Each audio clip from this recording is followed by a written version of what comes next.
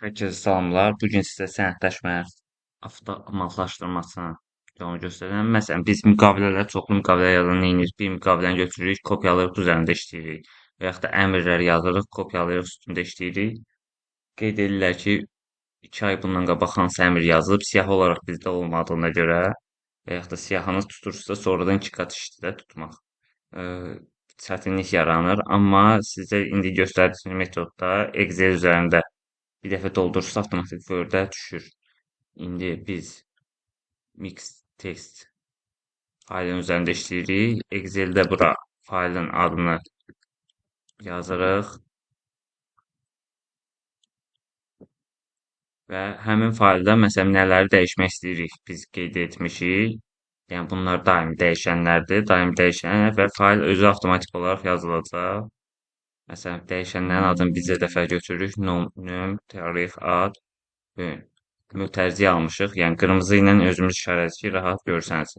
Məsələn, birinci müqavilədə bura ada BBB qeyd eləyək. Tarix 0106, nömrə A1A, direktor BBB. Eyni şey qeyd eləyək. İkinci tutam ki, 10 dənə belə bir müqavilə var. 2A, 3A belə bir şey eləyək.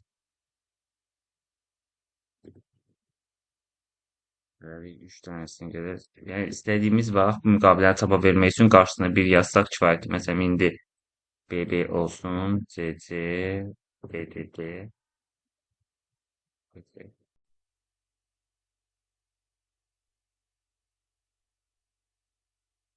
Mix text müqaviləsini bağlayırıq və dəyişənlərimiz hazırdır. Məsələn, ikincisini hazırlayırıq.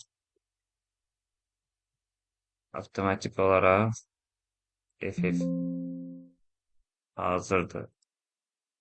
Eyni şeyi digər Word-ü bağlayırsınız. Aktiv Word olmasın.